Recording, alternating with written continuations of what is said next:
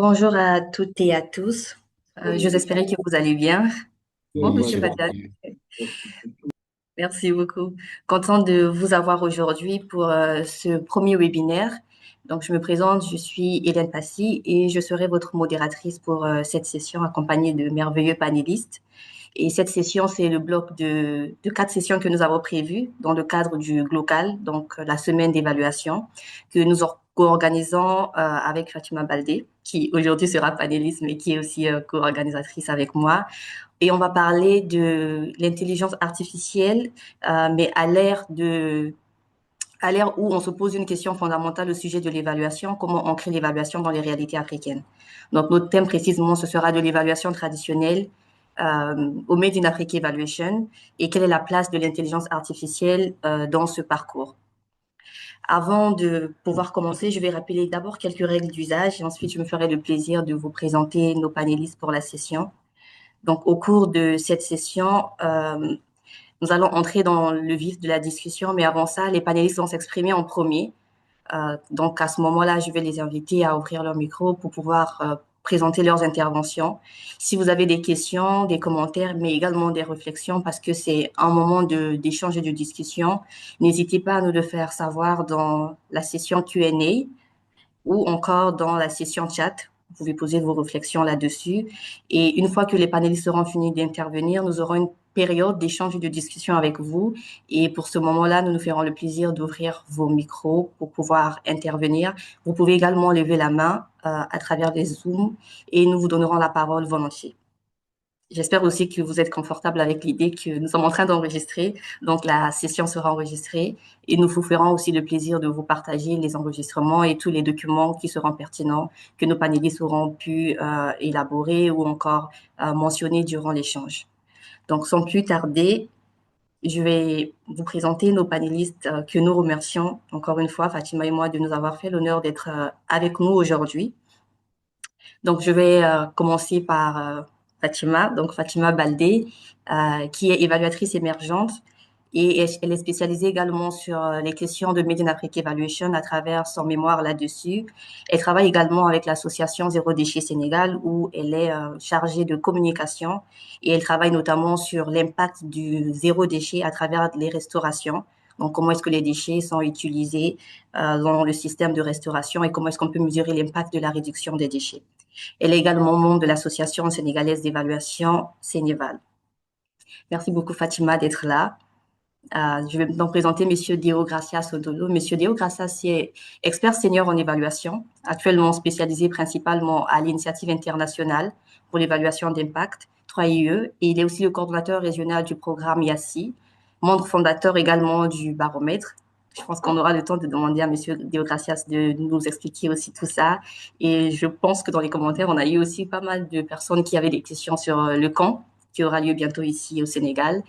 En parallèle également de tout ça, Monsieur Deogracias, à travers le baromètre, justement, travaille sur les questions d'analyse d'impact, des politiques publiques et de digitalisation des systèmes de suivi-évaluation. Donc, c'est aussi pour cette pertinence de la question d'évaluation d'impact qui utilise des données et dont l'intelligence artificielle se positionne comme étant une valeur sûre pour pouvoir justement analyser des données de grande taille, que son intervention sera tout aussi pertinente, sachant qu'il travaille sur le continent africain et qu'il a travaillé avec différentes organisations. Et pas des moindres de la note de liste, on a Ertoni Bachiloango, qui est ingénieur en apprentissage automatique, donc chercheur en IA chez Yux Design. Yux qui est une agence panafricaine pour tout ce qui est recherche qualitative sur des questions qui sont centrées justement sur la culture dans leur inclusion. Donc, il est spécialisé dans la vision par ordinateur et les traitements de langage naturel. Il a une expertise pour tout ce qui est analyse comparative, l'évaluation et le réglage des fins de mandat linguistique. Je vais laisser Anthony nous expliquer concrètement ce que cela veut dire, justement, puisqu'on va parler de l'intelligence artificielle et de tout ce qu'il faut savoir sur cet aspect-là. Donc, le but de son travail, justement, au sein de Yux et dans son parcours professionnel, c'est d'assurer la pertinence culturelle, l'équité et la réduction des biais dans les contextes africains. Donc, merci beaucoup, chers panélistes, de nous faire l'honneur de votre intervention aujourd'hui. Sans plus tarder, je vais passer la première parole à Fatima Baldé, qui justement va nous faire une rétrospective de comment est-ce qu'on est passé d'une évaluation traditionnelle à aujourd'hui une évaluation qui revendique justement de prendre en considération les populations et les bénéficiaires pour que les programmes soient implémentés. Fatima. Merci beaucoup pour cette belle présentation. Si vous me permettez, je vais partager mon écran.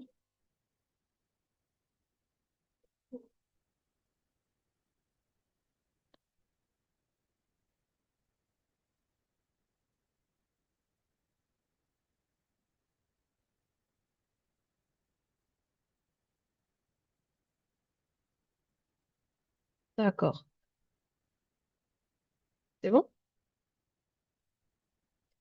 Super. Donc, déjà, bienvenue tout le monde. On est honoré de vous avoir parmi nous.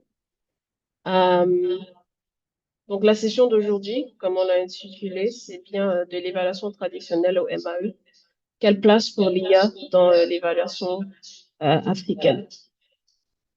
Et pour nous, c'est un sujet qui est très important.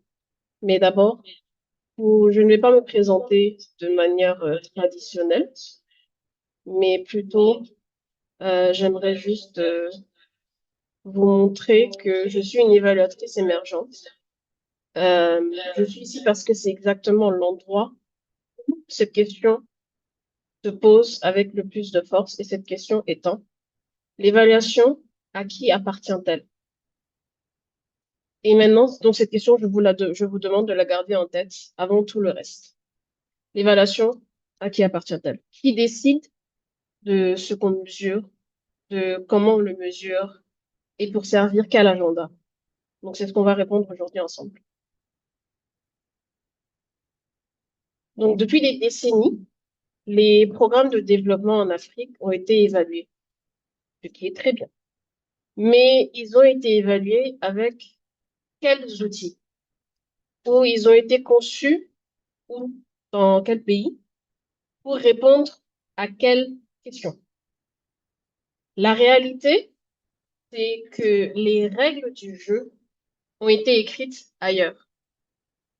Vous les connaissez tous parmi nous, je ne vous apprends rien, l'efficacité, l'efficience, la pertinence, l'impact, la durabilité. Tous ces critères OCDE qui ont été développés par des pays donateurs pour évaluer leur propre programme d'aide. Donc, ce n'est pas un procès, mais c'est plutôt un constat. Quand les règles sont écrites par d'autres personnes, ce qu'on mesure, et surtout comment on le mesure, reflète d'autres priorités que les nôtres. Donc, qui évalue quoi, comment et pour qui? Et puis, quelque chose a commencé à changer.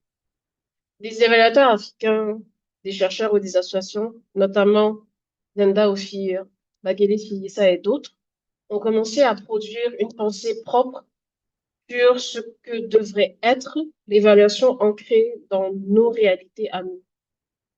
Donc, pas parce que les outils qui existaient étaient mauvais, bien au contraire, mais parce qu'une évaluation qui ne reflète pas les réalités locales, donc africaines, et qui ne s'appuie pas vraiment sur les gens qui sont concernés, c'est une évaluation qui a des limites que les méthodes seules ne peuvent pas résoudre. Et donc, on a même vu en 2025, la FREA, donc African Evaluation Association, a publié le Handbook du Made in Africa Evaluation. Donc, ce n'est plus une conversation qui est en marche, mais c'est maintenant une revendication formelle, collective et documentée. Donc, pour un peu expliquer ce qu'est le MAE, je vais vous donner une image. Donc, imaginez un village. Pour aller chercher de l'eau, les femmes font un trajet de 30 minutes jusqu'à la rivière.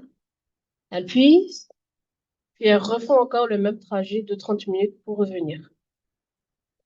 Donc, un projet décide d'être créé pour leur simplifier la vie. on construit un puits au milieu du village. Naturellement, on veut évaluer ce projet. Donc, l'évaluateur arrive quelques mois plus tard, sauf qu'il réalise que les femmes n'utilisent pas le puits du tout. Elles continuent toujours de partir à la rivière.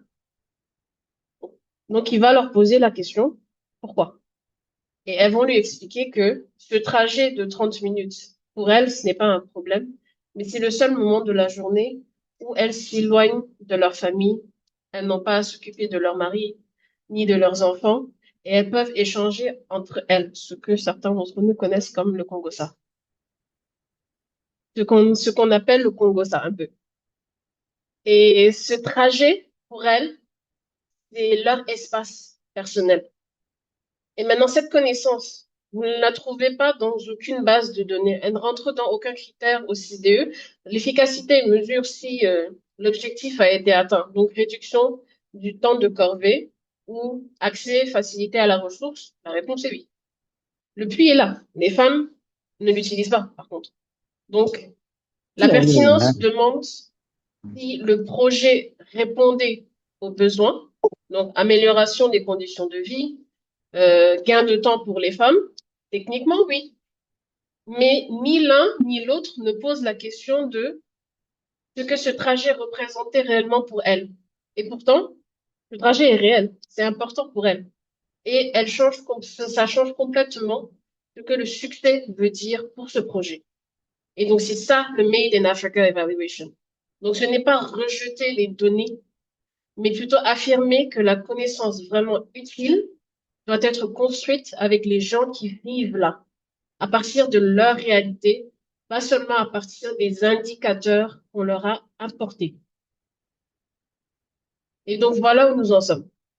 Le MAE affirme que la bonne évaluation doit venir du terrain, être construite avec les gens concernés et produire des résultats qui leur servent vraiment.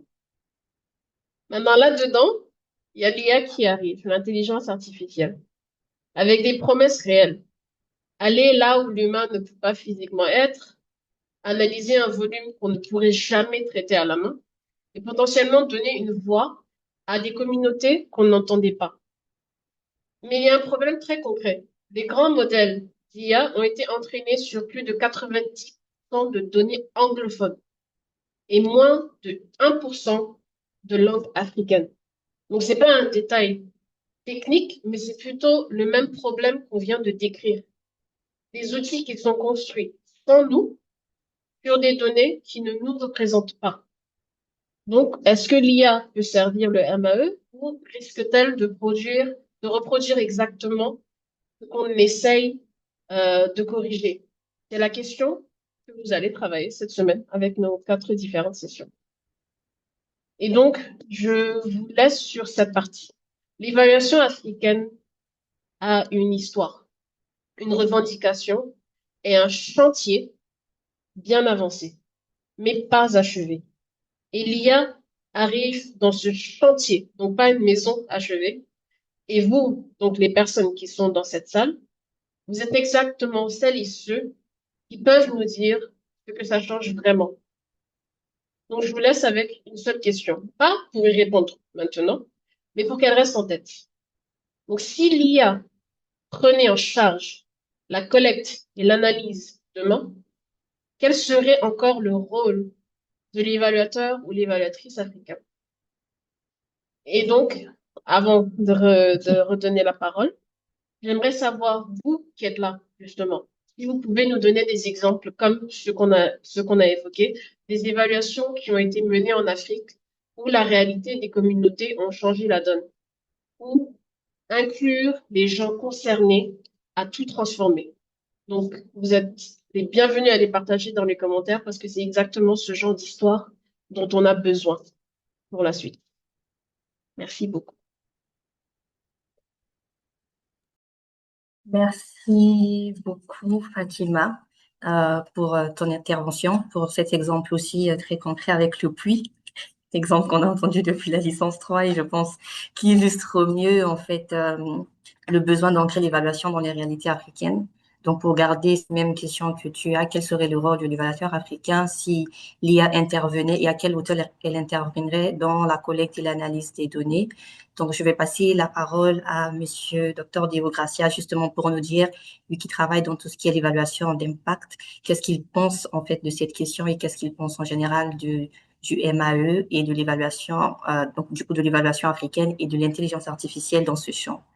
Monsieur Deo Gracia, c'est à vous.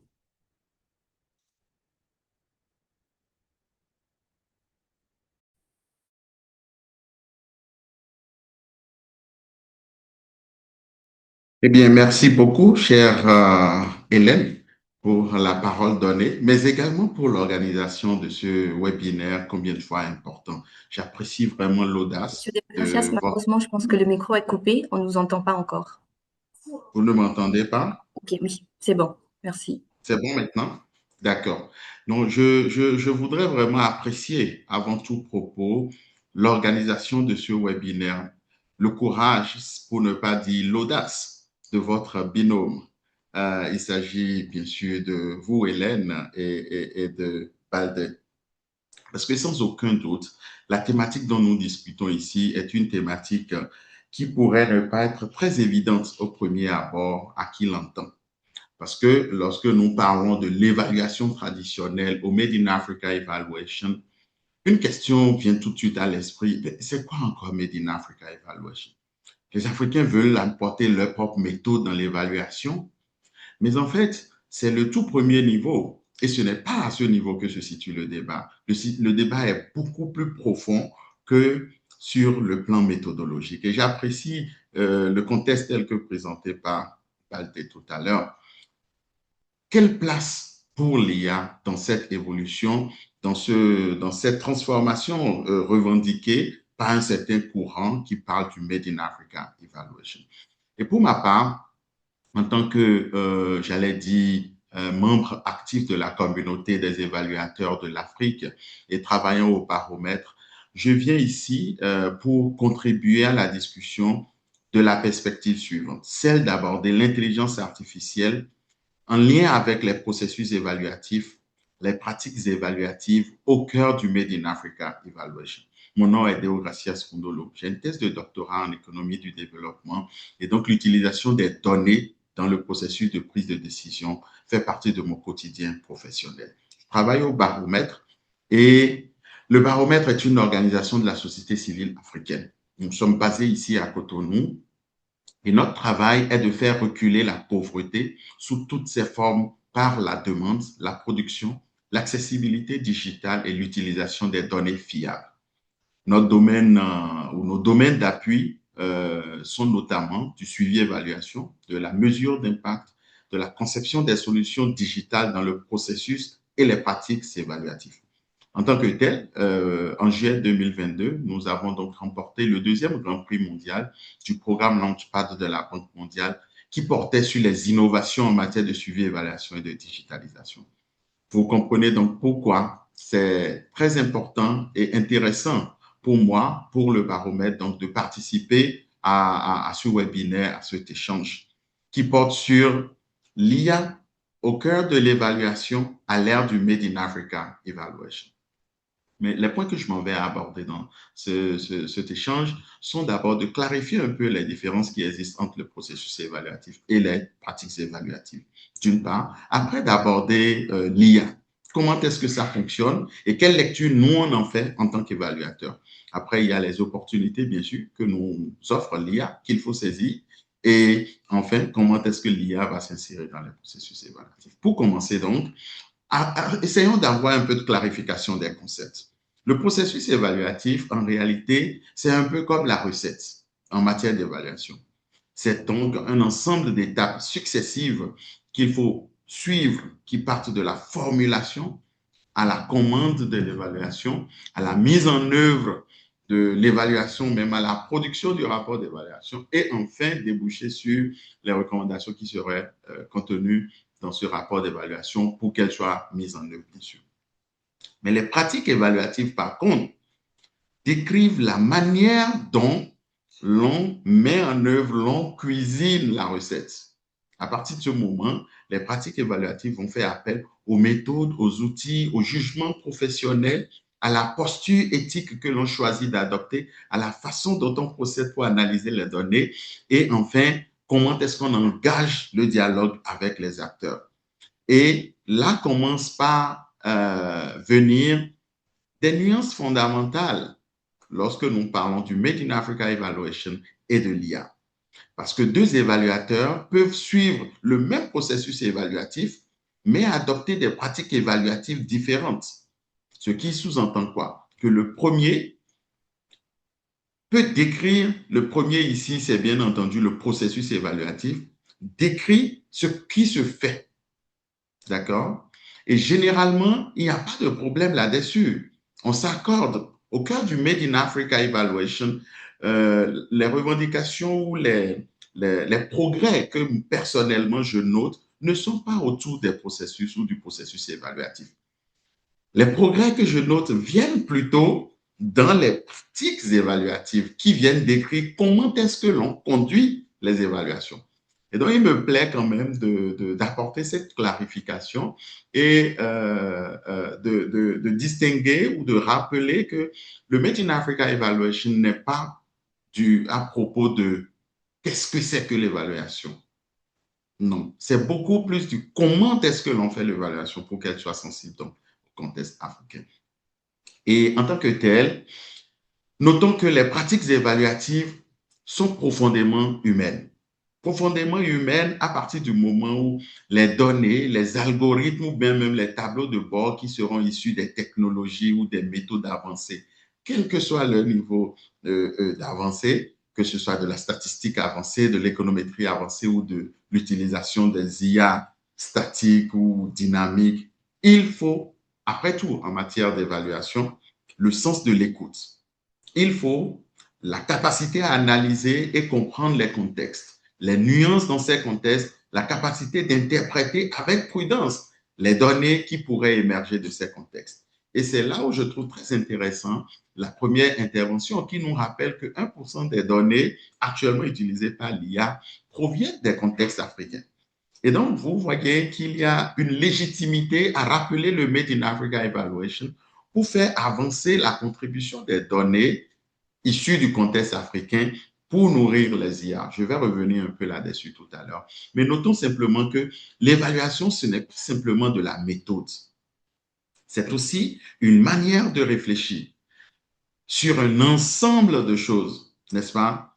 Et de le faire avec les acteurs concernés en vue de déboucher sur des résultats qui ont de l'utilité pour l'action publique. Constatez donc qu'il en vient à ce que nous ayons une certaine compréhension partagée de ce qu'est l'IA.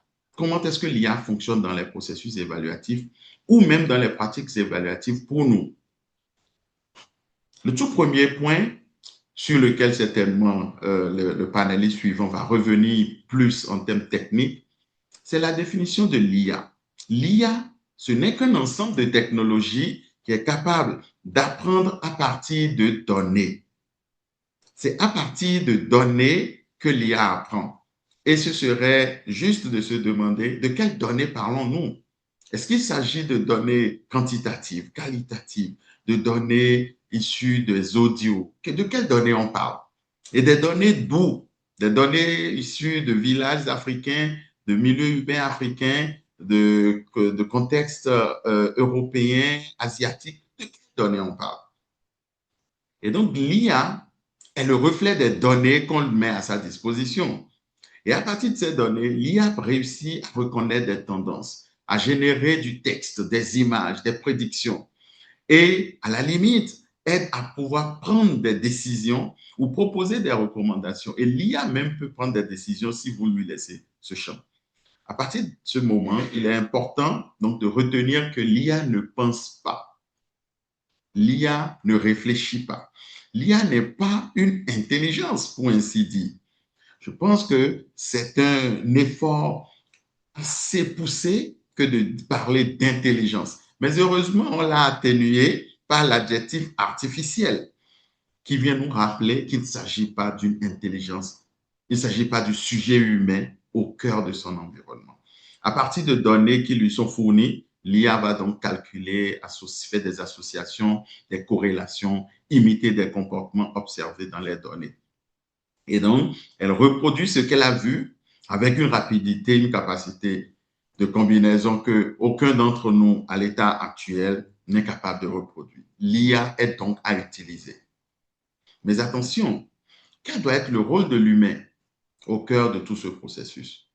Pendant que l'IA fournit les résultats, je pense que les évaluateurs que nous sommes, que vous êtes appelés à être, doivent se rappeler que notre rôle, c'est de vérifier, c'est d'interpréter, c'est de contextualiser, de valider, d'ajuster avant de prendre la décision par nous-mêmes.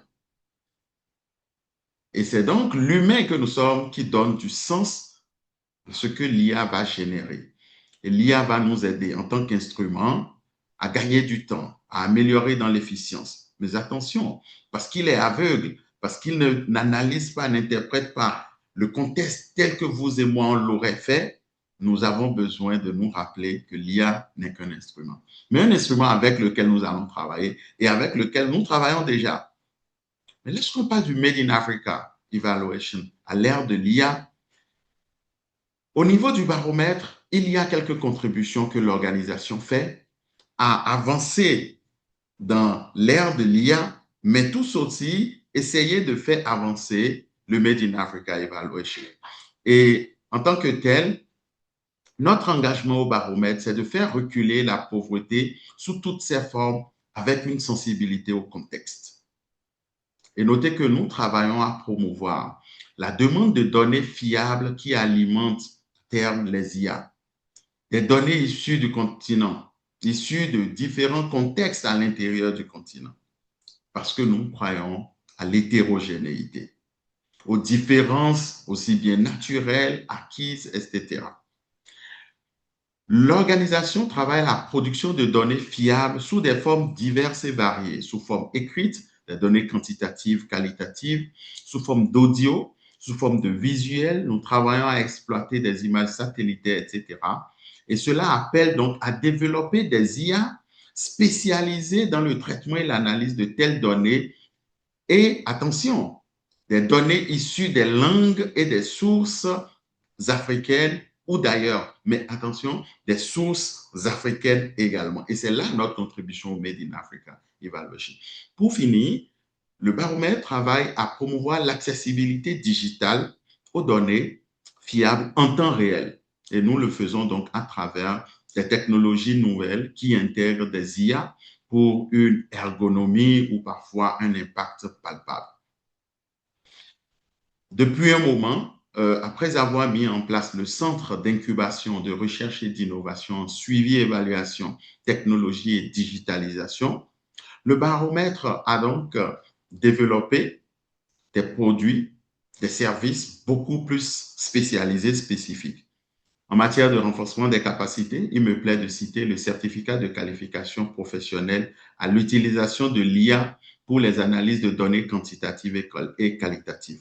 À ce propos, je voudrais remercier les contributions de mes collègues qui travaillent sur ce projet très important. Par ailleurs, nous avons développé l'atelier des évaluateurs en herbe qui cible les élèves beaucoup plus du coup primaire pour leur initiation au concept de l'évaluation, aux enjeux de l'évaluation et à l'économie politique autour de l'évaluation. Ce n'est jamais trop tôt.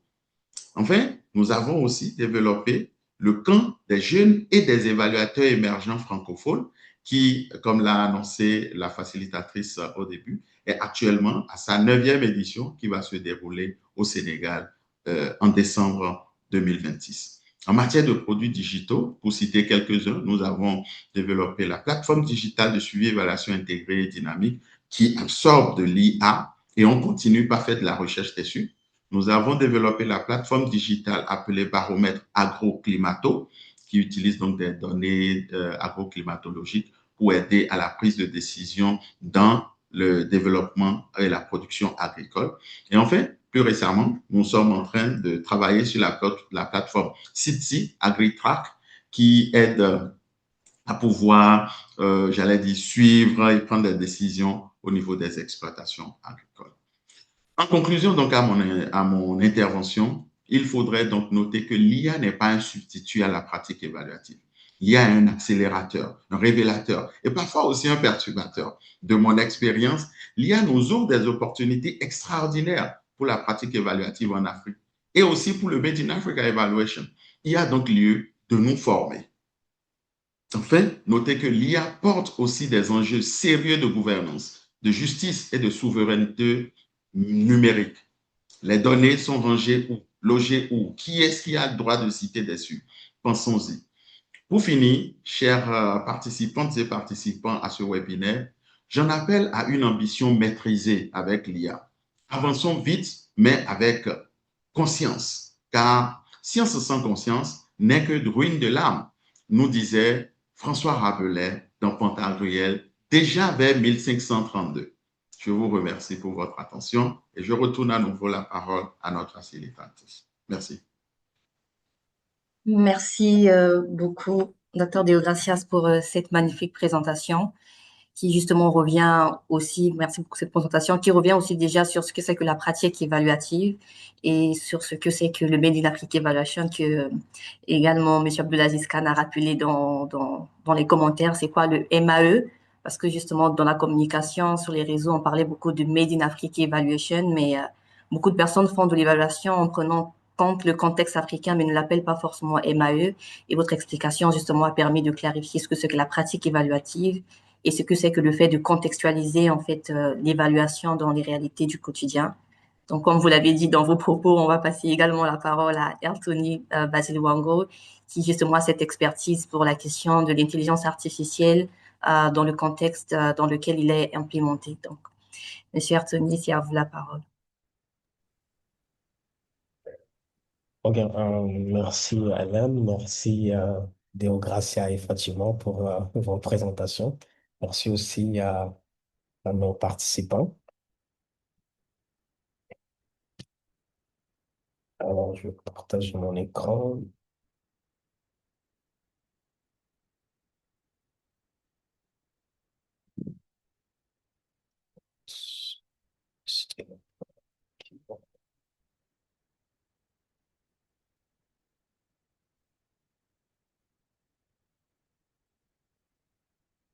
Ok, voilà.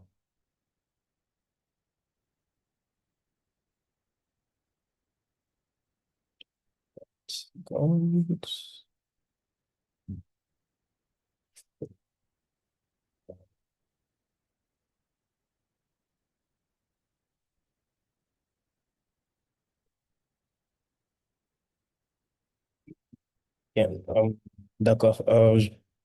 Je m'appelle Ertoni Basilwango. Je suis machine learning engineer à UX. Alors, fais-moi signe si vous pouvez voir mon écran. Oui, Anthony, on le voit. Si c'est possible de le mettre en mode plein écran. Oui, ce que j'essaie de faire.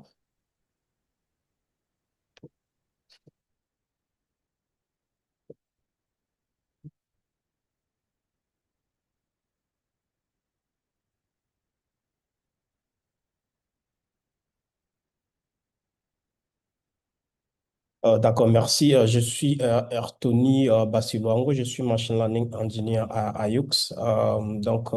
Je travaille beaucoup sur les évaluations des modèles de langue ainsi que les modèles de vision. Aussi, beaucoup plus sur mettre un accent sur l'évaluation des modèles sur leur pertinence culturelle, sur l'équité et la réduction des biais. Donc, au-delà de ça aussi, je travaille, j'ai une expérience en vision ordinateur. Donc, je travaille à Yux, qui est une entreprise panafricaine spécialisée en design, recherche, Human Centered Design. Et maintenant, nous travaillons beaucoup plus sur l'intelligence artificielle. Donc, l'objectif est juste de créer des produits numériques adaptés à nos réalités africaines. Donc, je vais un peu présenter beaucoup plus sur les paradigmes de l'évaluation traditionnelle vers l'IA. D'ailleurs, merci à mes collègues qui ont précédé, qui ont beaucoup parlé sur les Made Africa Evaluation, l'objectif des Made Africa Evaluation, aussi à Dr. Deo Gracia qui nous a un peu rappelé comment l'IA fonctionne dans les processus d'évaluation. Il a parlé des données, il a parlé vraiment des points très importants, donc je n'aurai pas à revenir là-dessus. Il a parlé des rôles de l'IA ainsi que les rôles de l'évaluateur. Alors, je vais beaucoup plus orienter ma présentation sur l'intelligence artificielle. Est-ce qu'elle peut vraiment contribuer aux pratiques de l'évaluation et ou bien elles peuvent un peu renforcer cette domination épistémique que les Made Africa Evaluation essaient de remettre en question et aussi quelles sont les approches d'évaluation par l'IA qui peuvent un peu promouvoir des pratiques d'évaluation véritablement transformatrices ancrées dans les contextes africains. Donc, donc aujourd'hui, nous avons toujours nous avons toujours perçu l'évaluation comme un exercice vraiment de contrôle qui est très tardif et encore coûteux, souvent rétrospectif. Donc, les systèmes des évaluations en Afrique sont souvent fragmentés, peu exploitables pour la décision publique et parfois dépendants des consultants externes. Alors, l'Afrique se trouve aujourd'hui confrontée à un paradoxe dont les besoins d'évaluation augmentent rapidement, alors que les ressources techniques ainsi que financières dédiées à l'évaluation restent limitées. Donc, c'est dans ces contextes que l'intelligence artificielle apparaît comme une opportunité. Alors, grâce aux avancées récentes de l'IA, il devient possible d'analyser des grands volumes de données, comme les docteurs l'ont mentionné, d'exploiter des informations multilingues et de détecter aussi les tendances émergentes et de fournir les analyses qui sont à temps réel. Donc, cette évolution ouvre la porte à cette évaluation Made in Africa, dans laquelle les technologies d'intelligence artificielle vont plutôt renforcer au lieu que de remplacer l'expertise humaine. Et la question n'est plus donc de savoir est-ce qu'il y a une place dans l'évaluation, euh, est-ce qu'il y a une place dans l'évaluation africaine, mais plutôt on veut savoir comment on peut utiliser l'IA de manière pertinente et responsable et contextualisée pour répondre aux défis spécifiques du continent. Alors, nous allons voir un peu quelques axes dans lesquels l'IA est déjà inclus dans l'évaluation. Alors, comme le docteur mentionné, on a parlé des collectes intelligentes des données. Donc, nous savons tous bien que l'une des étapes les plus coûteuses et plus complexes du processus d'évaluation en Afrique, c'est d'abord la collecte des données. Les problèmes comme les contraintes géographiques, la diversité linguistique, ainsi que les infrastructures limitées. Aussi les manques des ressources humaines qui rendent vraiment ces tâches un peu beaucoup plus difficiles. Alors aujourd'hui, l'intelligence artificielle euh, donne ces possibilités. Donc, ça va permettre en fait d'automatiser d'abord ces process. Ça va permettre encore de traiter automatiquement ces données. Donc, grâce à ces capacités, l'IA aujourd'hui va nous permettre de réduire en fait les délais de la collecte ainsi que les traitements des données. Alors, qui va aussi permettre finalement de diminuer certains coûts opérationnels. Donc, à part la collecte des données, l'IA peut nous aider aussi dans tout ce qui est évaluation participative. Et là, je vais prendre par exemple les cadres de la sécurité, tout ce qui est analyse prédictive et la sécurité alimentaire. Alors, ici, par exemple, qu'est-ce que nous voyons ici? On va utiliser juste l'IA, les machine learning, pour anticiper en fait les crises, plutôt simplement de les constater. C'est-à-dire que l'évaluation ne va pas être faite après les projets, mais ça va être fait pendant les projets. Donc, et certains cas pratiques, par exemple, c'est l'utilisation de l'IA par les programmes mondiaux alimentaires ou bien aussi par Accra Africa. Donc, en combinant l'imagerie satellite et des algorithmes de machine learning, l'IA va permettre à évaluer les rendements agricoles et aussi que les risques des sécheresses, que ce soit au Kenya ou bien en Égypte. Donc ici, l'IA va aider à évaluer un projet en développement agricole en observant l'évolution de tout ce qui est couvert végétal ou des infrastructures par satellite. Donc, un autre cas plus pratique, là où l'IA aide dans l'évaluation, voilà, un autre cas plus pratique, là où l'IA aide dans l'évaluation, c'est beaucoup plus utiliser tout ce qui est infrastructure par satellite, en fait, d'évaluer les rendements, en fait, par exemple, pour observer les changements climatiques.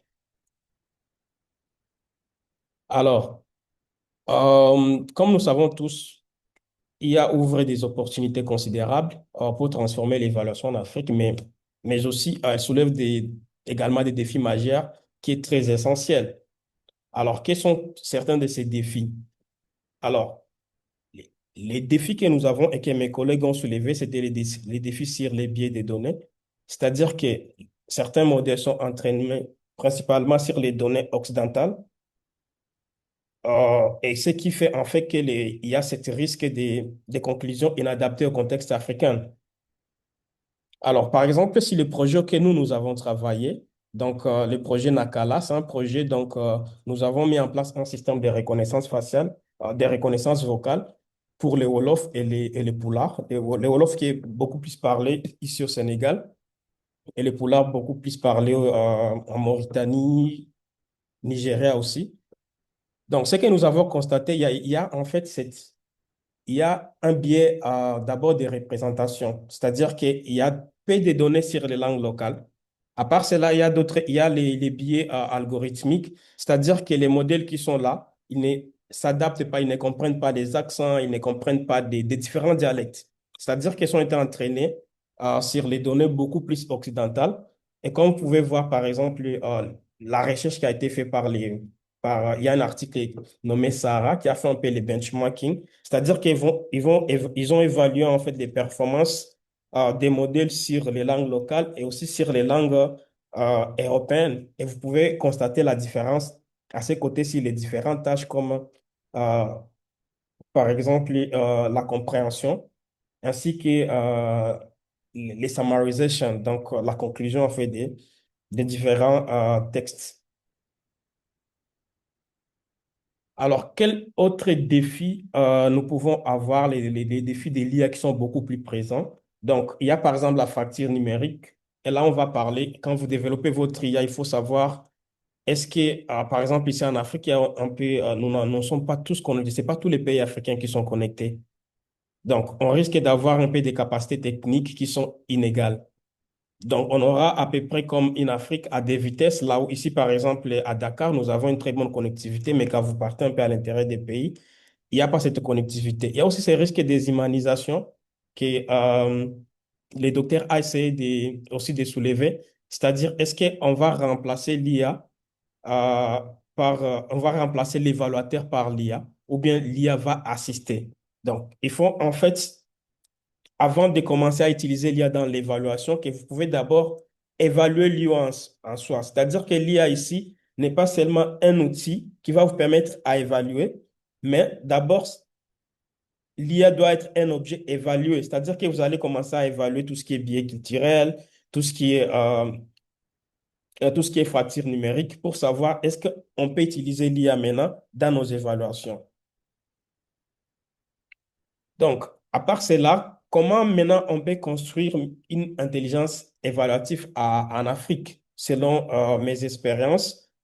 Alors, il nous faut d'abord une IA qui est contextualisée. C'est-à-dire que si nous travaillons par exemple dans les cas des langues, il nous faut qu'on puisse inclure les réalités africaines.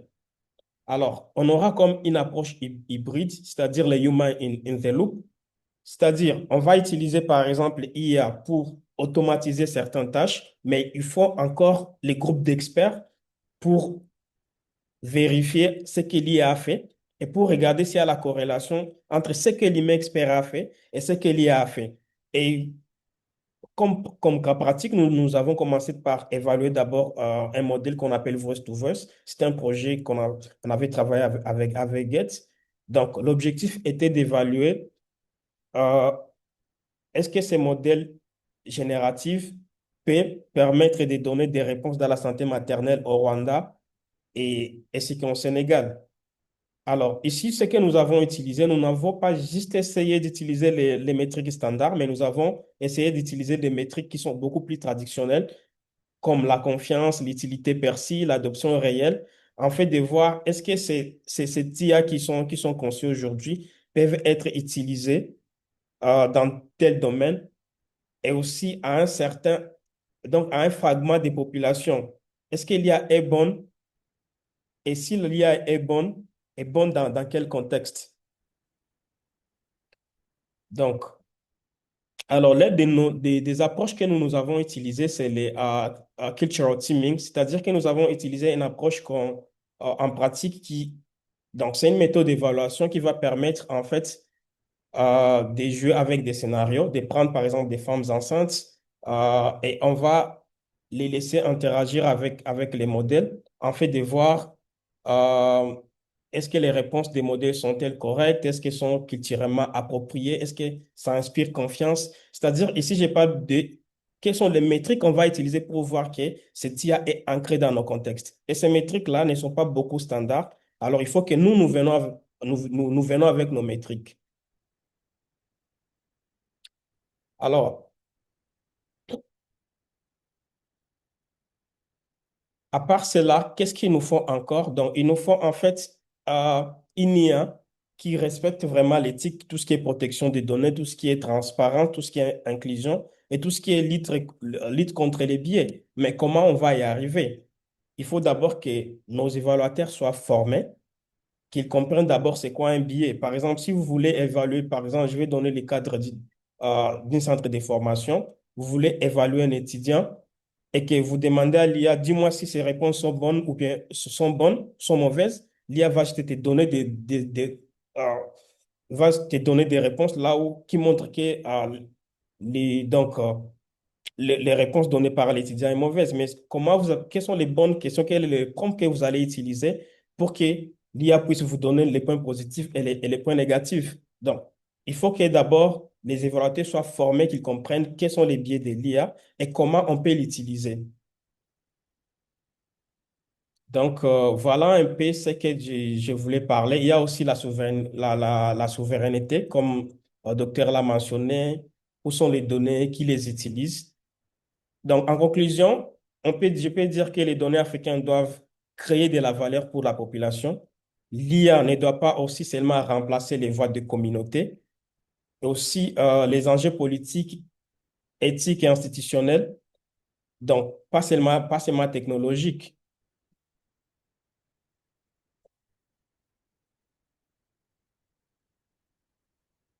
Voilà un peu ce que je peux, ma conclusion sur... alors, la question qui revient, est-ce que l'IA peut être utilisée pour, dans les évaluations? Oui, l'IA peut être utilisée, mais il faut savoir comment utiliser l'IA, quels sont les défis majeurs de l'IA. Merci beaucoup. Ok, merci beaucoup Anthony pour ton intervention. J'ai noté que justement l'IA aussi doit être évaluée. Corrige-moi si je me trompe. On doit aussi se poser la question de l'utilisation de l'intelligence artificielle. Est-ce qu'elle m'est utile et dans quel contexte? Et est-ce qu'en l'utilisant, elle porte déjà des biais justement pour savoir mettre des garde-fous? Donc merci beaucoup pour ton intervention qui a vraiment fait écho avec celui du docteur Deo Gracias. Si vous me permettez, nous allons donc passer au moment d'échange sur ces différentes questions. On avait quelques questions provocatrices, on a déjà des mains levées, donc je pense qu'on va les prendre avant tout. Dans l'audience, il y a Monsieur Abdulaziz Khan qui est avec nous, qui est le président actuellement, qui a été président à l'Association sénégalaise d'évaluation et qui aujourd'hui également est avec le réseau francophone d'évaluation. Et c'était aussi important, comme Fatima a su le mentionner dans sa présentation et Monsieur Deogracias et Ertoni sont revenus dessus, c'est que 90% en fait des données de l'IA ont été produites avec des connaissances anglophones. Et pour la zone francophone, déjà dans son ensemble, avant même de parler de l'Afrique francophone, il y a cette question de production de données, de disponibilité des données aussi. Je ne sais pas si Monsieur Abdulaziz.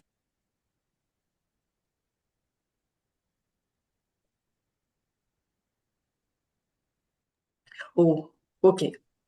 Désolée, je disais merci beaucoup Anthony pour ton intervention. J'ai retenu justement que l'intelligence artificielle justement aussi doit être évaluée à chaque fois qu'on doit l'utiliser pour se poser des bonnes questions. Est-ce qu'elle est pertinente? Est-ce que dans le processus de travail qu'on fait, elle va apporter des biais et comment les contourner? Donc la question aussi des garde-fous et ça fait écho à ce que Monsieur Deogracias a dit et Fatima aussi a mentionné justement que 90% des données étaient produites, enfin, qui se trouvent dans l'IA ont été alimentées à travers des données anglophones. On a avec nous Monsieur Abdulaziz Khan, justement à qui je voudrais donner la parole, Monsieur Abdulaziz Khan. J'avais aussi cette question que je me posais lorsque, dans le travail avec le réseau francophone d'évaluation, est-ce que vous remarquez aussi cette décadence entre la disponibilité des données anglophones, des données francophones, et comment est-ce que jusque-là, l'évaluation dans notre contexte africain, le contexte francophone, porte écho sur les questions d'évaluation du Made in Africa Evaluation. Donc, je donnerai la parole à Monsieur Abdulaziz Khan pour 3 à 5 minutes. Ensuite, à Monsieur Nino Diondo. Monsieur Abdulaziz Khan, si vous avez un mot Euh, là-dessus. bonjour, bonjour Hélène, Bonjour. bonjour également à Fatima. C'est un plaisir de voir mes deux valeureuses évaluatrices émergentes qui sont en voie d'émergence. Donc je pense qu'elles vont bientôt sortir de la tête. Je commence déjà à apercevoir les foulards, cela veut dire que la tête va émerger. Et nous avons une très bonne opinion de Fatima et d'Hélène. Et je voudrais vraiment saisir l'opportunité de cette brillante prestation pour les féliciter, les encourager et leur dire que nous avons toujours été derrière les jeunes talents. Je me rappelle le président Robert McNamara, qui était l'ancien président de la Banque mondiale, qui disait que le management, c'est un art.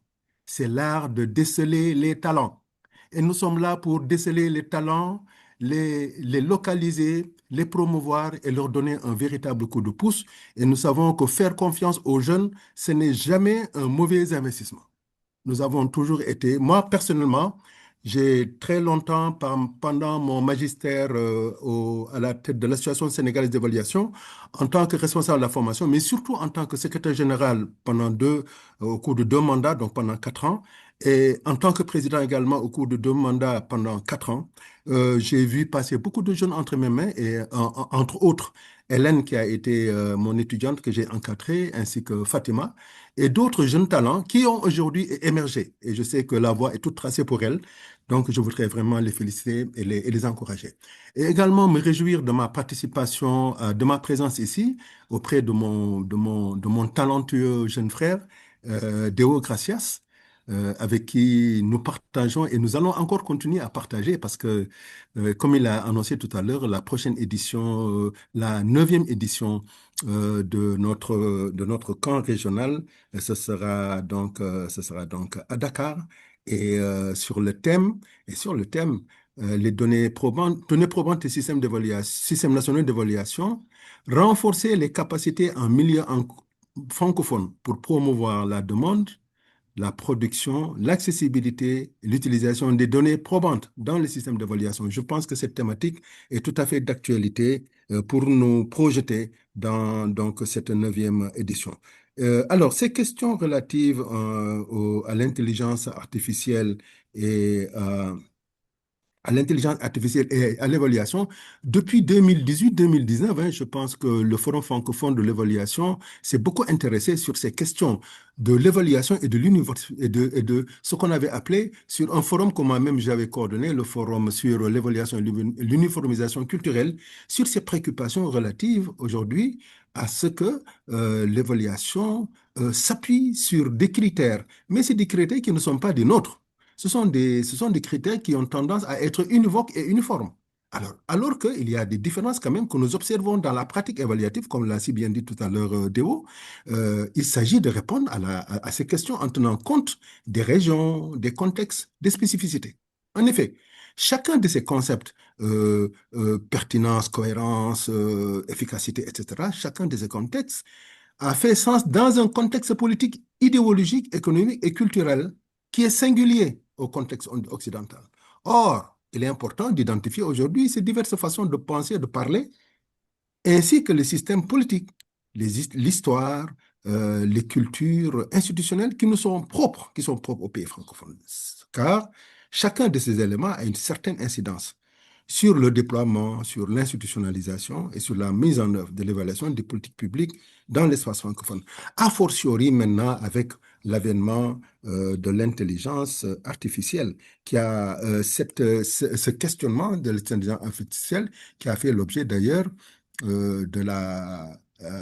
du thème central de la dernière édition du Forum francophone d'évaluation qui s'est tenu à Yamoussoukro, dont l'intitulé c'est Naviguer dans la complexité des transitions et de réfléchir sur les enjeux et les méthodes d'évaluation relatives aujourd'hui à ce nouveau contexte de l'intelligence artificielle. Aujourd'hui, il est extrêmement important d'inviter tout l'écosystème de l'évaluation à examiner les défis et les opportunités de l'évaluation sous l'angle de l'intelligence artificielle et de voir quelles sont les approches prometteuses qui vont permettre de prendre en compte les enjeux de la complexité, de l'équité, mais également de la durabilité des politiques publiques.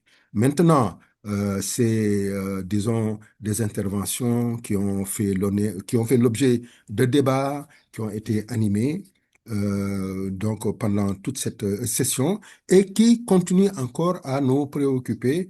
Et le contexte aujourd'hui de la semaine locale en est une parfaite illustration. Donc, je voudrais vraiment féliciter les personnes qui ont eu à apporter leur contribution à ces différentes, à toutes ces réflexions, à Deo, à Ertoni et à Fatima. À Fatima qui a fait tout à l'heure une très belle illustration d'abord du puits et de l'accès à l'eau qui était une réalité, mais il faudrait quand même qu'on leur demande mais quel était le modus operandi. On veut bien accéder à l'eau, mais il faudrait aussi qu'un contexte social, culturel, quand même, que le report soit pris en compte. C'est le comment. Et on se posera assez rarement comment on va procéder. Et je pense que le Made in Africa Evaluation apporte une certaine manière de voir les choses. Je ne voudrais pas garder la parole trop longtemps. Merci à Hélène de m'avoir donné cette opportunité. Tous mes encouragements à toi et à Fatima. Vous avez prévu une série de manifestations au cours de cette semaine. Vous avez saisi ces opportunités. Tous mes encouragements et tous mes vœux de succès vous accompagnent. Merci beaucoup. Merci beaucoup, Monsieur Khan, pour ces mots et aussi pour l'illustration. Monsieur Khan, qui je me rappelle, a été aussi notre professeur sur la gestion axée sur les résultats. Donc, la question même du résultat aussi à sa question de perspective. Est-ce que ça a été atteint, pour qui et comment? Donc, merci, messieurs, pour ces mots. Je vais donc passer la parole également à Monsieur Nino, qui est avec nous, qui a levé la main pour son intervention là-dessus. Monsieur Nino.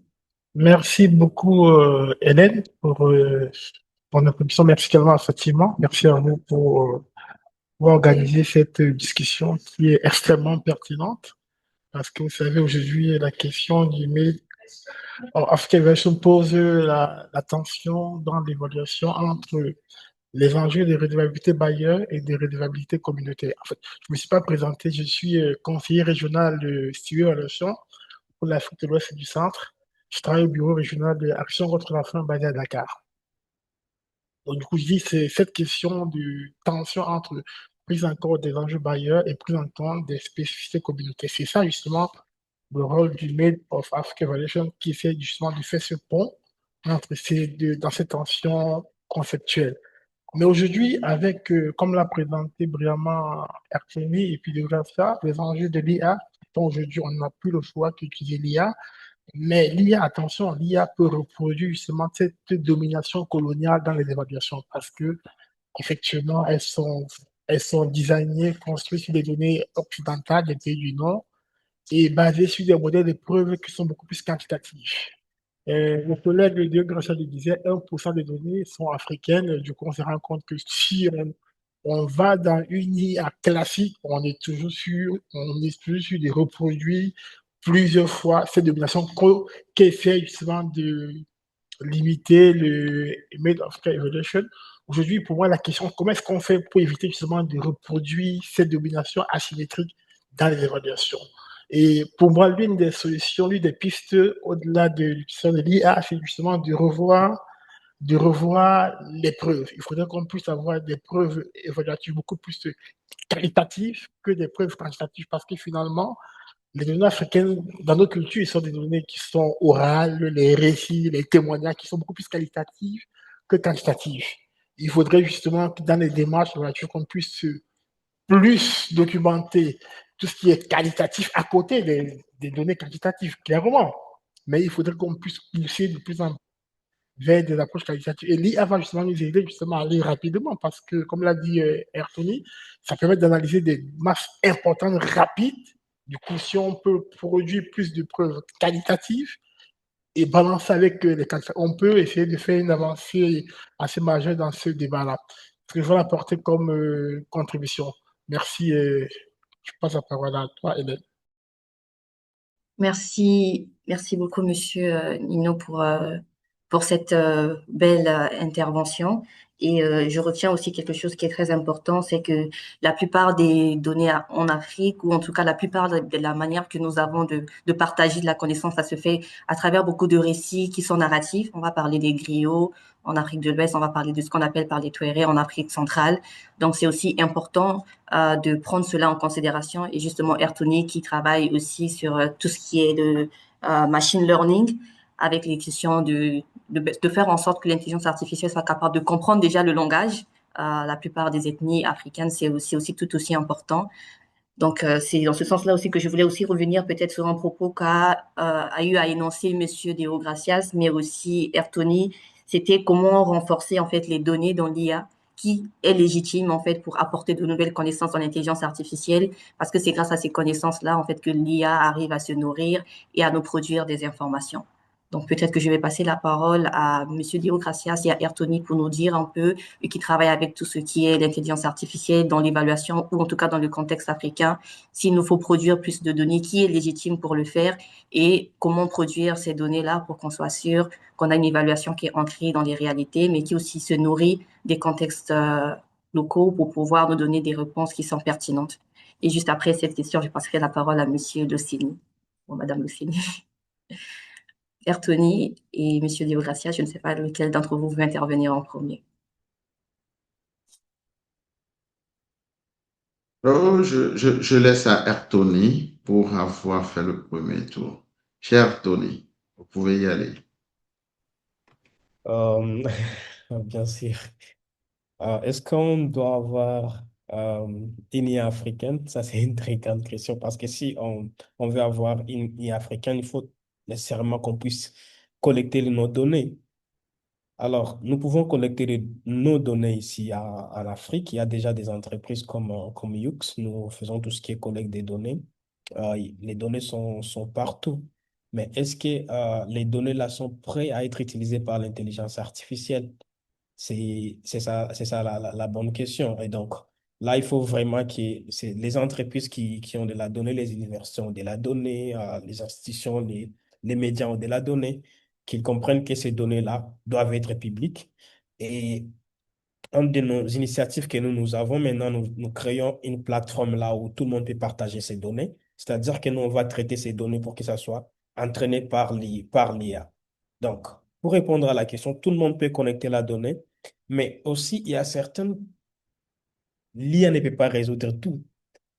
Euh, et pour un évaluateur, il faudra qu'il pense, est-ce que l'IA, qu'est-ce que l'IA peut évaluer et qu'est-ce que l'IA ne peut pas évaluer? Parce que nous, même en tant qu'ingénieur machine learning, on utilise aussi certaines méthodes comme par exemple les diary studies où on va prendre les vraies personnes et on va déposer, ils vont interagir avec l'IA et ils vont dire ce qu'ils pensent. C'est-à-dire que on va pas juste penser à IA, mais penser beaucoup plus à cette approche hybride. C'est-à-dire que nous allons collecter les données pour créer l'IA, mais aussi nous ne devons pas oublier que nous avons besoin des experts, nous avons besoin vraiment de ces personnes qui vont utiliser l'IA pour aussi l'évaluer. Donc, voilà un peu ce que je peux dire.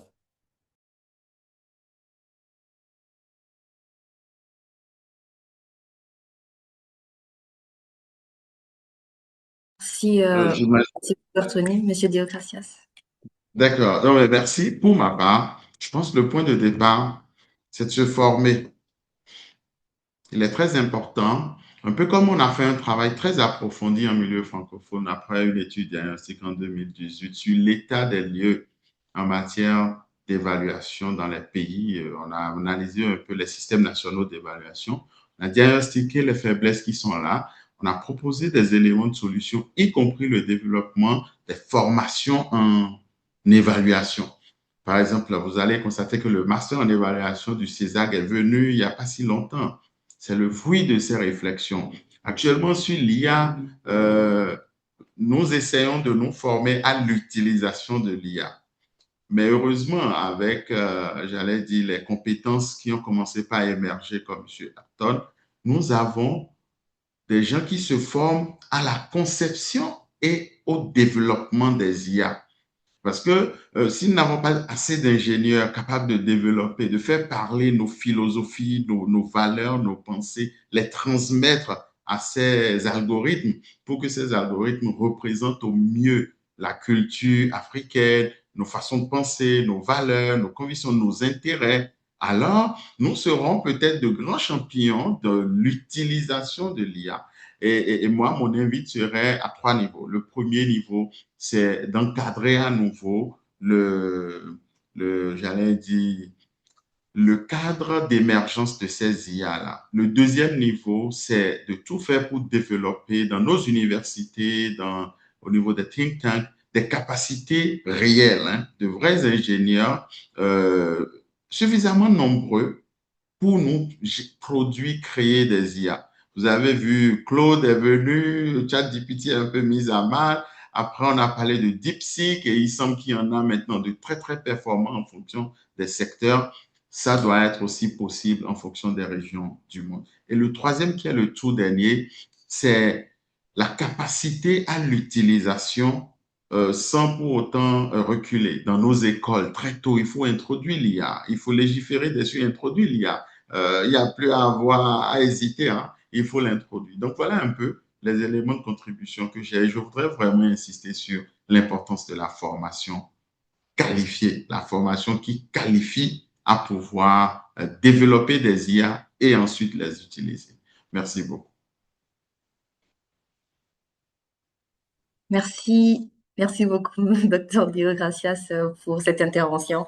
Je me rappelle que quand l'intelligence artificielle a commencé à battre son plein avec Fatima, on était en fin master 1, début master 2, et les professeurs ne voulaient pas qu'on utilise l'intelligence artificielle pour travailler. Donc, il y avait même des garde-fous au CESAC quand on rentre dans Teams pour faire un examen. On peut pas passer d'une fenêtre à l'autre parce que si on passe, on utilise l'IA. Et aujourd'hui, la question qui se pose, c'est est-ce que l'IA ne devrait pas être enseignée dans le système académique justement pour développer l'esprit critique des jeunes, parce qu'on ne peut pas faire sans le temps moderne. Donc, merci beaucoup pour ces échanges et pour votre intervention et pour Monsieur Artoni aussi. Je vais passer donc la parole à l'OCENI, je ne sais pas si je vais dire monsieur ou madame, dans ce sens-là, pour son intervention qui a la main levée également, s'il vous plaît.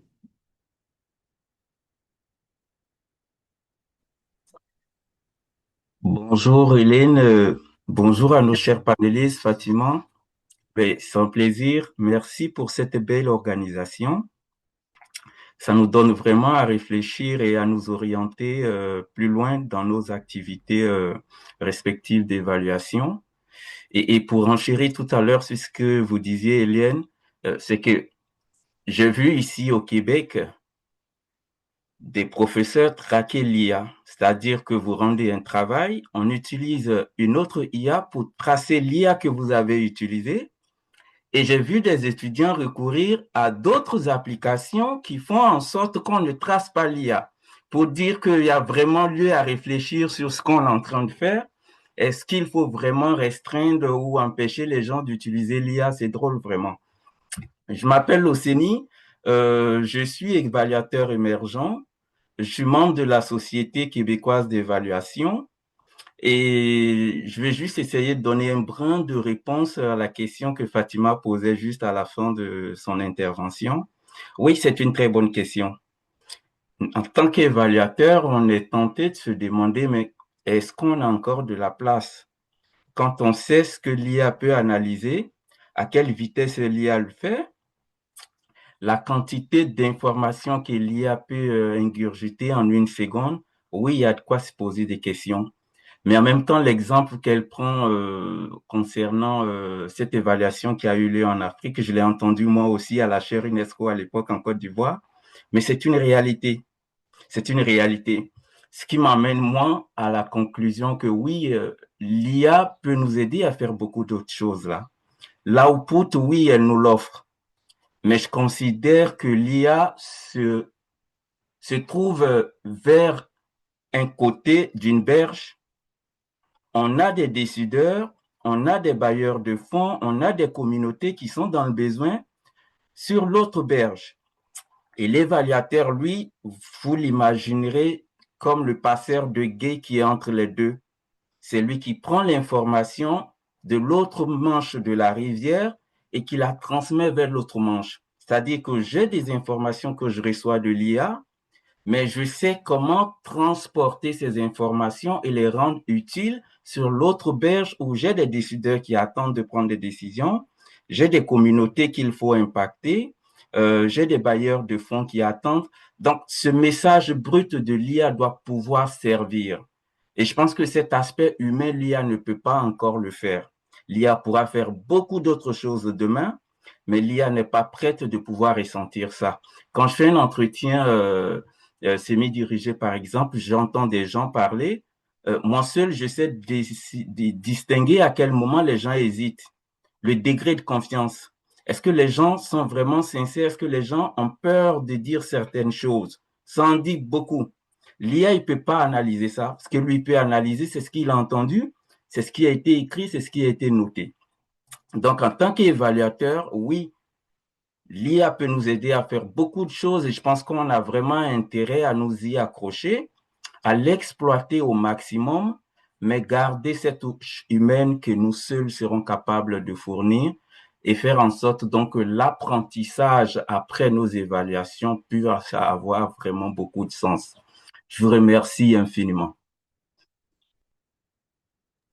Merci beaucoup, Monsieur Desailly, pour cette belle intervention qui était très pertinente de nous rappeler également que nous travaillons avec l'intelligence artificielle, mais nous ne sommes pas dépendants. Et justement, c'est nous qui l'avons créée, donc c'est nous qui sommes en mesure aussi de pouvoir l'améliorer et de ne pas perdre notre touche d'évaluateur dans ce processus-là. Donc, je pense que je vais également prendre une question dans le chat, la question qui a été posée par Monsieur Lamine. Donc, Monsieur Lamine demandait, nous avons énormément parlé de l'intelligence artificielle dans la collecte et surtout dans l'analyse des données. Cependant, pensez-vous que l'intelligence artificielle peut également jouer un rôle dans d'autres phases de l'évaluation? Ça peut être de la conceptualisation d'une évaluation, la formulation des questions évaluatives, l'élaboration de la théorie du changement, la construction de la matrice évaluative. Dans ces différentes étapes-là, est-ce que l'intelligence artificielle peut également intervenir? Et si oui, quelles seraient les limites à ne pas franchir pour préserver la rigueur méthodologique, l'indépendance du jugement évaluatif ainsi que les exigences éthiques et de protection de données? Donc, peut-être que je vais d'abord me retourner aussi vers Monsieur Deogracias et peut-être vers Monsieur Nino aussi qui travaille avec Action contre la faim pour demander est-ce que l'intelligence artificielle est le plus pertinent ou le plus recommandé dans l'analyse et la collecte de données ou à différentes phases de conceptualisation, de questions évaluatives, c'est toute sa place. Et quels sont les biais ou encore les garde-fous qu'on peut se fixer? Monsieur Deogracias. Oui, merci beaucoup. Je vais répondre à cette question par une illustration. Si vous voulez utiliser l'intelligence artificielle pour l'analyse des données, pour moi, c'est oui. Mais pour que vous-même vous puissiez répondre oui, imaginez-vous une minute sans Internet et sans intelligence artificielle. Pourriez-vous reproduire ce qui y est dit? Imaginez-vous une minute que l'intelligence artificielle finit de traiter les données, sort par exemple des régressions. Vous voyez les estimateurs qui ont été utilisés, vous voyez les coefficients. C'est du waouh. Et ça s'est fait en 5 minutes. Pour répondre oui, je peux, pensez maintenant à la question de savoir si on me coupe l'Internet et si on me retire mon ordinateur là, est-ce que ce qui est écrit parle de l'intelligence artificielle? Je suis capable en mesure de reproduire, de défendre, de porter ça. Si vous n'êtes pas capable de porter, je ne vous recommanderais pas tout de suite d'aller vers l'IA pour analyser les données. Parce qu'après, ça va détruire totalement votre réputation. puisque vous allez porter un repas et indiquer que vous l'avez préparé, mais après, vous ne serez même pas en mesure de décrire la recette, vous ne serez même pas en mesure de défendre pourquoi ça a telle couleur.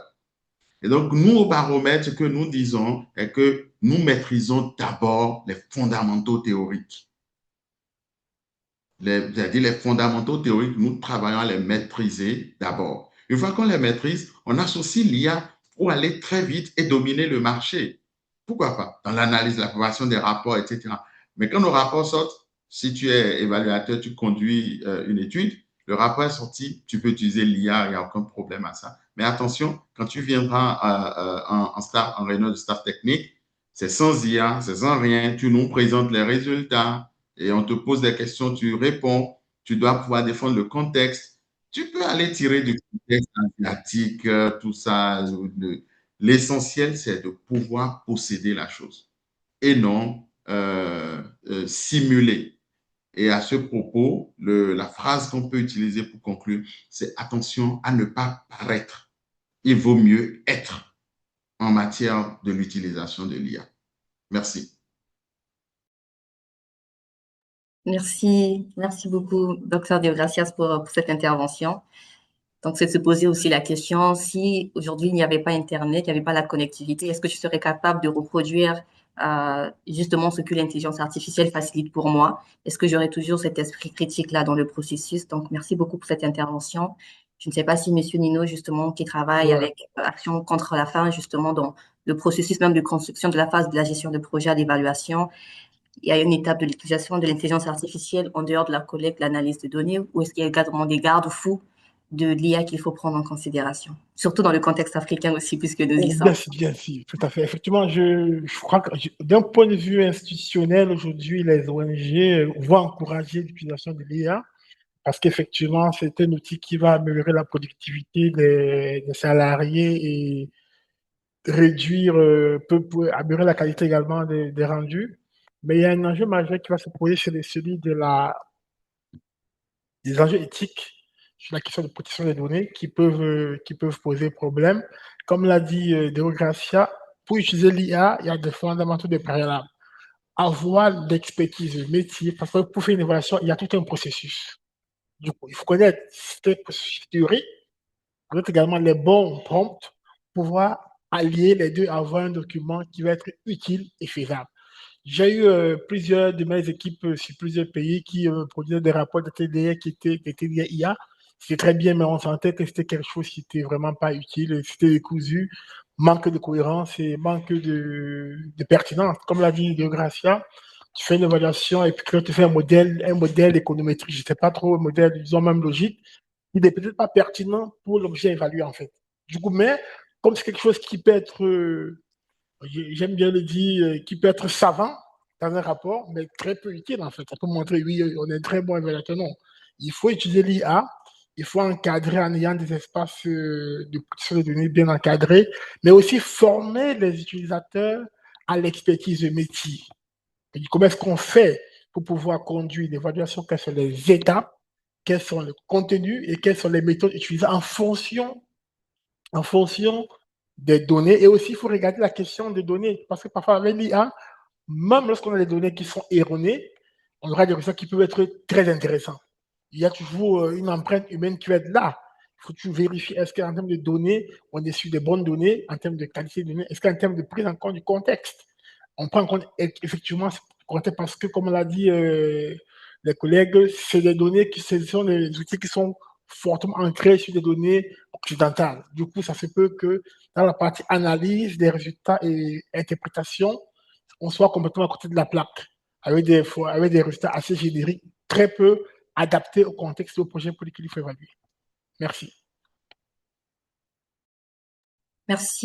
Merci beaucoup, Monsieur Nino, pour votre intervention et pour ces garde-fous aussi de toujours prendre en considération. Et je pense que c'est aussi quelque chose qui fait unanimité en fait dans le chat, c'est que l'intelligence artificielle est là pour faciliter, en aucun cas pour remplacer l'homme, et au contraire même elle est là pour renforcer l'esprit critique de chaque évaluateur dans le processus d'évaluation. Donc je vais prendre une dernière intervention. C'est celle de Monsieur Joseph Perrou et ensuite je prendrai celle de Madame Bassène, qui est également avec nous dans le chat. Et après ça, nous pourrons clôturer cet échange qui ne s'arrête pas là et nous continuerons la suite dans les jours à venir. Monsieur Joseph Perrou, si vous voulez bien intervenir. Et bonjour à tous. Je suis Pedro Joseph, je suis responsable des opérations dans un cabinet basé au Mali. Je voudrais remercier les organisateurs et les panélistes euh, pour les différentes présentations et surtout pour les perspectives au fait qui permettent d'aller vers une IA qui est beaucoup plus adaptée au contexte africain. Et la question que je me pose actuellement, au jour d'aujourd'hui, c'est jusqu'à quel point est-ce que nous pouvons faire confiance à- aux données qui sont générées au fait par l'intelligence artificielle, euh, dans le sens où est-ce que c'est vraiment adapté au contexte africain. Et l'autre chose, vu qu'il y a des experts avec nous, je me pose une autre question. Est-ce que au fur et à mesure qu'on utilise une intelligence artificielle avec les données africaines, est-ce que on n'aurait pas quelque chose qui est beaucoup plus des rendus qui sont beaucoup plus adaptés au contexte africain? Donc c'est là mes questions. Merci beaucoup.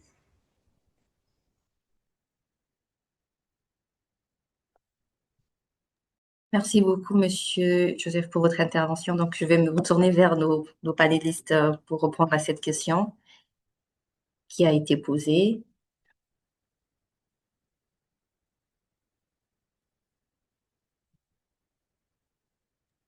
Tu as également rappelé que Ouais, Ertoni nous a dit tout à l'heure que Yux travaillait justement sur une plateforme sur laquelle il était possible de mettre des informations, des données probantes sur les contextes africains. Donc, si également Ertoni peut nous le partager, cette plateforme-là peut-être dans le chat pour que les différents participants peut-être puissent y avoir accès et voir ce qui s'y fait.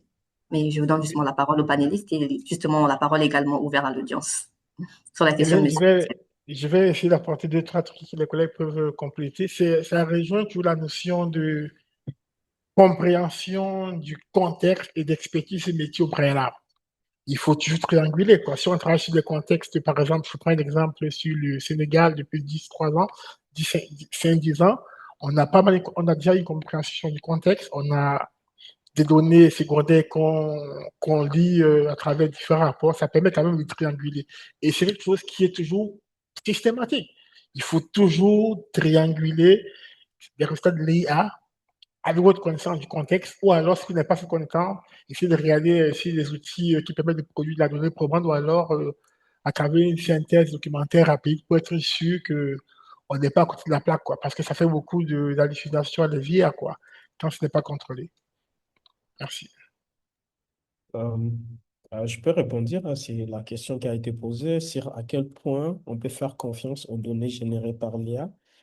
Là, on parle justement des données synthétiques. Oui, bien sûr, pas manque de données, hein, les données générées par l'IA qui sont beaucoup plus utilisées.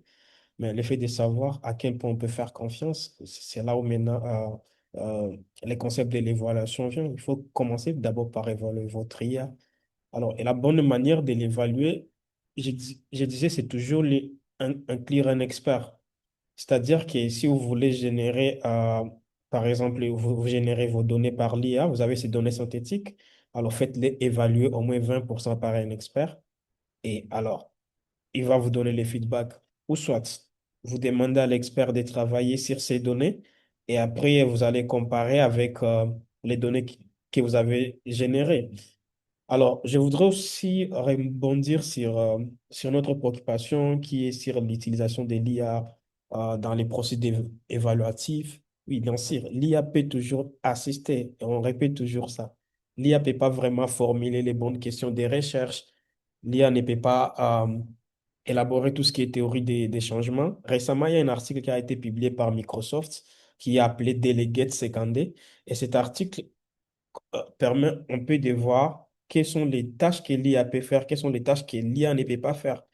Tout ce qui est les tâches génératives, par exemple, On dit que quand vous interagissez avec votre IA, au premier, jusqu'à 10 interactions, c'est bon, l'IA comprend bien. Mais à partir de 15e interaction, il y a dégradation. C'est-à-dire que quand vous rédigez votre mémoire et que, disons par exemple, vous travaillez dans un fichier Excel, à partir de 15e ou bien 10e interaction, tu vas demander à l'IA de changer une colonne, l'IA va les changer, mais aussi ça va changer une autre colonne que toi, tu n'avais pas demandé de changer.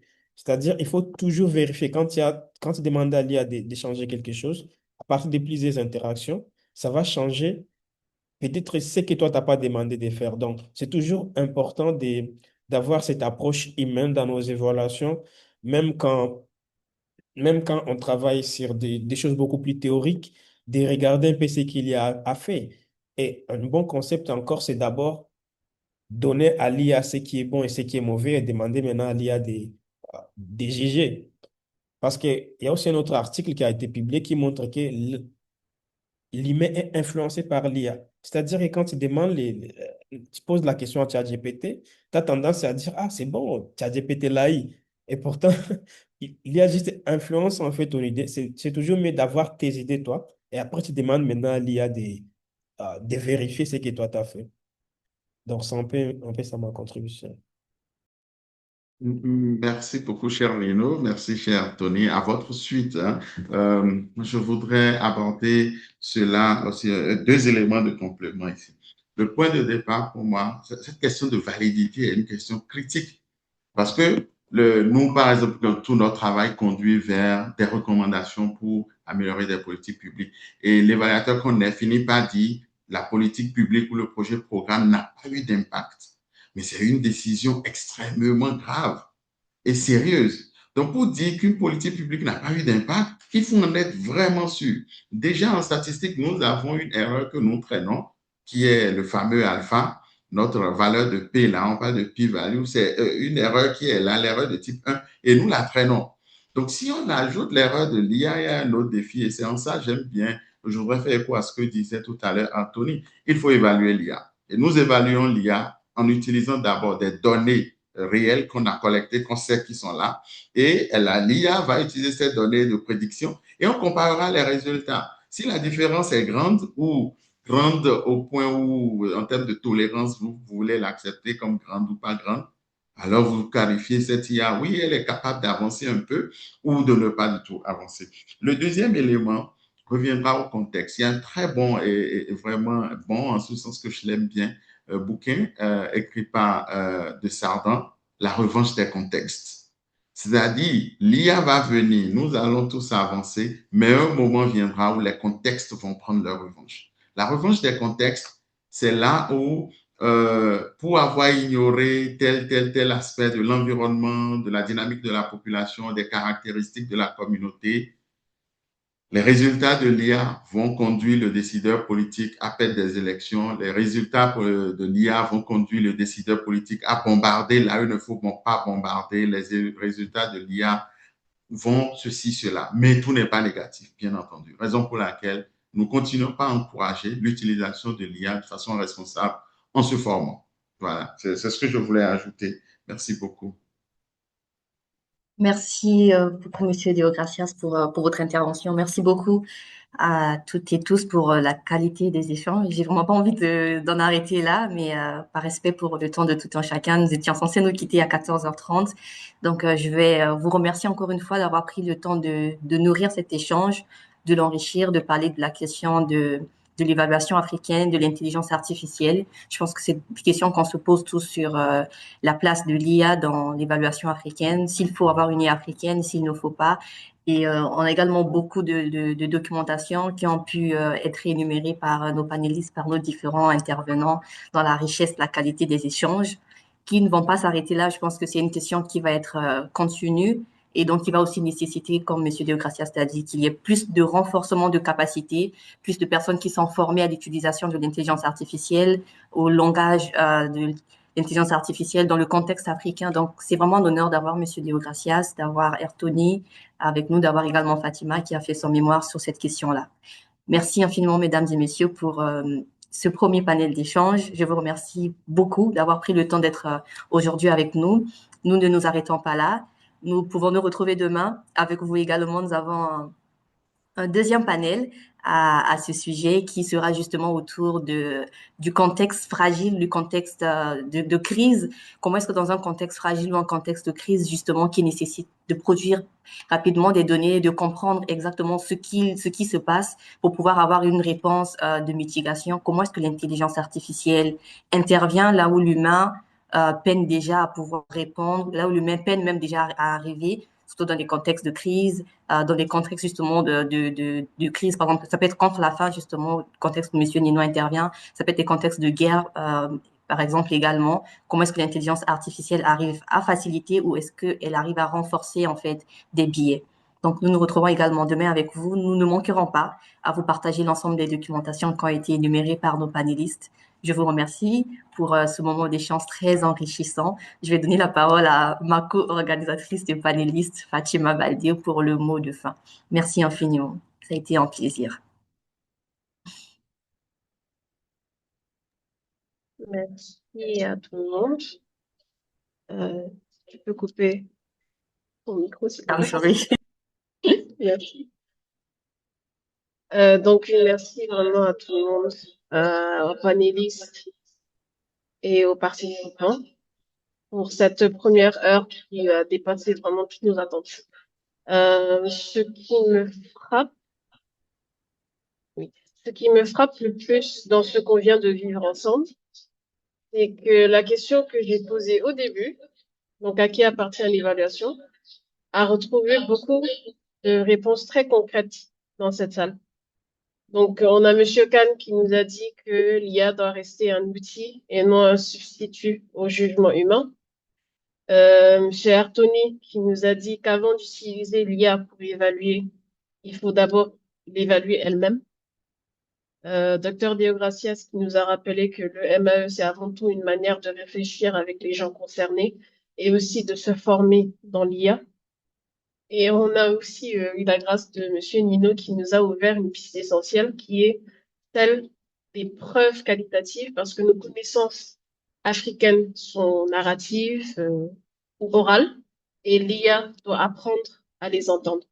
Donc, on n'a pas résolu la question aujourd'hui. Et c'est pour ça qu'on a décidé justement de faire plusieurs différentes sessions. Et donc, on a mis dans le chat le lien d'enregistrement pour la session de demain à 12h30. Et comme Hélène l'a dit, on plonge dans des contextes encore plus difficiles, donc crise, conflit humanitaire, etc., avec des experts qui ont vraiment travaillé là où l'humain pède. Et donc, merci encore à vous tous pour votre participation, à Dr. Deogracias, à M. Artoni, pour une qualité vraiment... Moi-même, j'étais là en tant que participante à ce stade, que j'ai beaucoup appris aujourd'hui. Donc, en tout cas, merci beaucoup. Puis, on espère que vous avez passé un bon moment avec nous.